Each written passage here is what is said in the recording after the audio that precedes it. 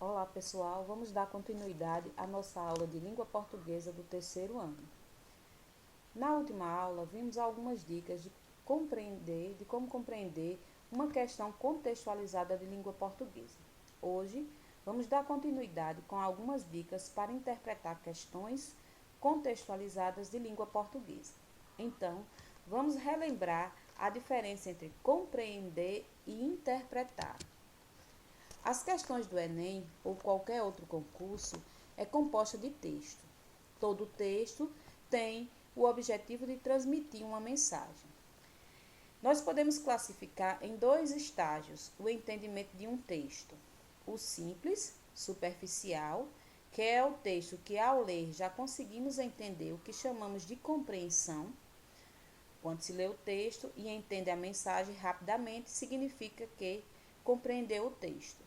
E o aprofundado, o mais complexo, que é o texto que, para entender a mensagem, é preciso extrair informações nas entrelinhas e fazer conexão com o que está explícito no texto, para entender a mensagem do texto. Significa que interpretou o texto. Agora veremos alguns passos a seguir para interpretar uma questão de língua portuguesa. Temos aí, na sétima, leia primeiro a questão. Assim como para compreender um pequeno texto, nos textos maiores também é importante ler o enunciado da questão antes da leitura do texto, para que ao ler o texto já vá identificando as palavras-chave para se chegar à resposta correta. 8. Lê o título do texto. Como já foi falado nas dicas de compreensão de questões, a leitura do título do texto já apresenta muitas informações sobre a mensagem do texto. Por isso, é importante que se leia o título e identifique palavras-chave para a sua interpretação. 9. Interpretar informações das entrelinhas. As questões com textos maiores são mais complexos, por isso, é importante extrair informações nas entrelinhas, ou seja, dados apresentados no texto e o ponto de vista do autor sobre o texto, para se chegar à resposta da questão. 10. Separe os parágrafos por conteúdos. Os textos maiores apresentam mais de um parágrafo. Sendo assim, separe os parágrafos por conteúdo, ou seja, identifique a ideia ou o conteúdo apresentado em cada parágrafo, para depois fazer uma junção das ideias apresentadas no texto e assim chegar à resposta correta. 11. Sublinhar as palavras que marcam mudanças. É importante sublinhar as palavras que marcam as mudanças no texto, ou seja, as palavras que marcam a mudança de um assunto para o outro dentro do texto, pois facilita relembrar a sequência temporal do texto e assim chegar à interpretação do texto. Agora, vamos aplicar as dicas respondendo a questão 19 do Enem 2019 da prova azul. Vejam, seguindo as dicas apresentadas anteriormente, devemos ler primeiro o enunciado da questão. Então, temos: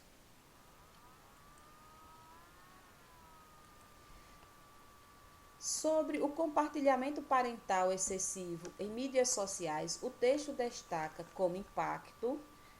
Então, bem, dentro do enunciado da questão, temos aí, né, como no enunciado, algumas palavras-chave que já podemos destacar para nos ajudar na leitura do texto. Temos aqui como palavra-chave, compartilhamento parental excessivo, mídias sociais, e o texto destaca como impacto.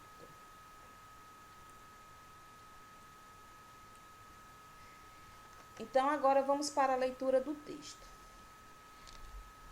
Temos como título do texto: Expostos na web desde a gravidez.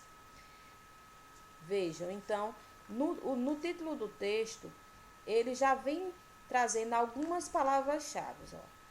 Expostos está relacionado à exposição, já nos dá alguma dica sobre o texto. Web, relacionado à questão de redes sociais. Desde a gravidez, algo relacionado desde a infância, desde bebê. Então, vejam, o título do texto já nos traz, né, algumas palavras que já nos dá a ideia do que se trata o texto. Então, agora iniciemos a leitura do texto.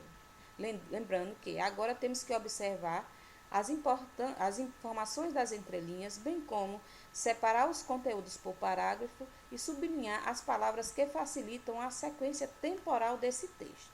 Então, vamos lá. Mais da metade das mães e um terço dos pais, ouvidos em uma pesquisa sobre compartilhamento paterno em mídias sociais, discutem nas redes sociais sobre a educação dos filhos. Muitos são pais e mães de primeira viagem, frutos da geração Y, que nasceu junto com a internet, e usam esses canais para saberem que não estão sozinhos na empreitada de educar uma criança. Há, contudo, um risco no modo como as pessoas estão compartilhando essas experiências. É chamada exposição parental exagerada, alertam os pesquisadores. Então, vejam, no primeiro parágrafo nós já vemos algumas palavras-chave que já vão nos ajudando de um parágrafo para outro. Ó. Se trata de uma pesquisa, pais que foram ouvidos em uma pesquisa sobre compartilhamento paterno em mídias sociais, né? Sobre a questão da educação dos filhos.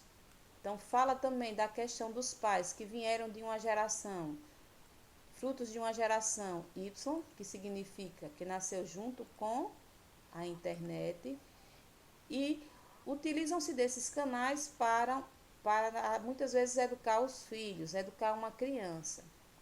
Então, a questão do risco que o pesquisador vem falando, né, desse compartilhamento de experiências, então, que ele conceitua como exposição parental exagerada, né? Fala aqui, ó, dos pesquisadores. Então, vejam que no primeiro parágrafo, o que é que eles trazem? Fala sobre a questão da pesquisa. No segundo parágrafo, nós temos, de acordo com os especialistas, aí já muda da pesquisa para quem? Para os especialistas.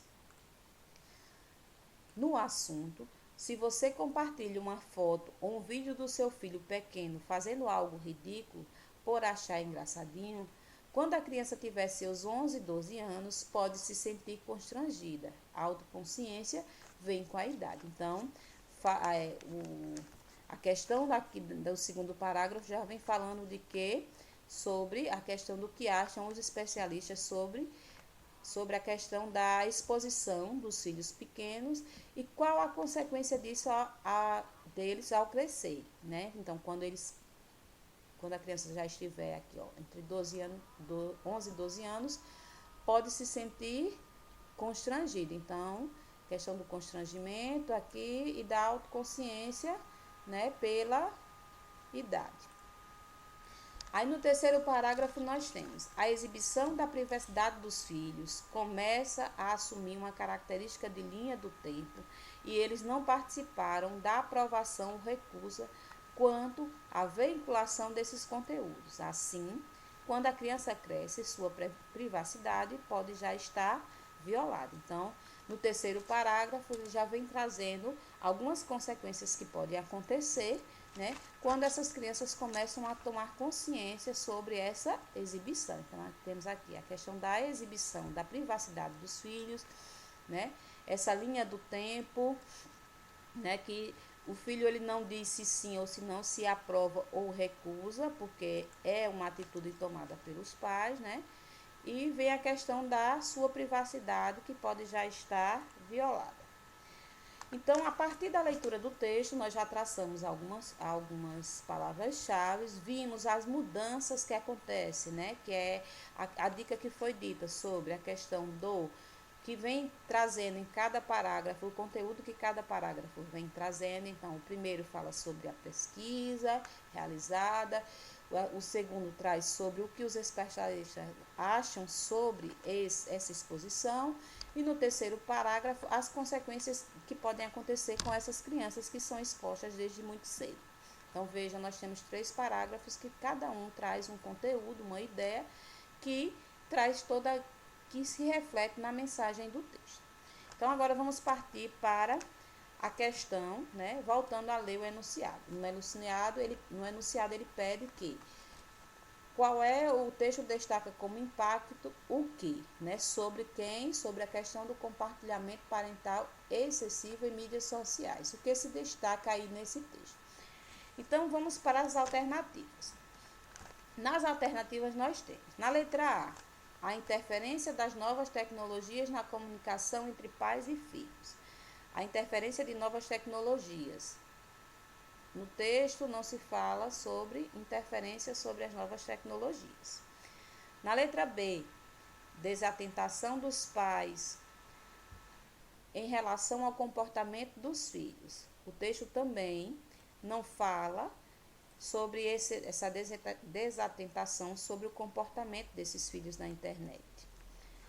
Letra C, distanciamento na relação entre pais e filhos provocado pelo uso das redes sociais. Não se fala nada sobre esse distanciamento na relação entre pais e filhos. Letra D, desrespeito. Na letra D, o fortalecimento das redes de relações decorrente da troca de experiência entre as famílias. Então, não se fala dessa troca de experiência, né? Desse fortalecimento dessa troca de experiência. E na letra A, nós temos desrespeito à intimidade das crianças cujas imagens têm sido divulgadas nas redes sociais. Então, vejamos, né, gente? A resposta, acho que está bem clara aí, a partir de termos traçado, né, algumas palavras-chave do texto que nos mostra que a resposta correta seria a letra E, desrespeito à intimidade das crianças cujas imagens têm sido divulgadas nas redes sociais. Então, a resposta seria E. Por quê? Porque o texto apresentou desde o título palavras que nos permitem interpretar o texto e compreender sua mensagem, que é o desrespeito com a intimidade das crianças. Então, a partir das palavras-chave vistas dentro do texto, né, quando a gente vai lendo o texto, sabendo, né, o que estamos procurando, o que queremos saber sobre a mensagem do texto, a escolha da alternativa se torna mais fácil e assim a gente consegue interpretar o texto. Então, pessoal, finalizamos esse assunto sobre compreensão e interpretação de questões de língua portuguesa. Fiquem atentos para a atividade proposta para este assunto. Até a próxima!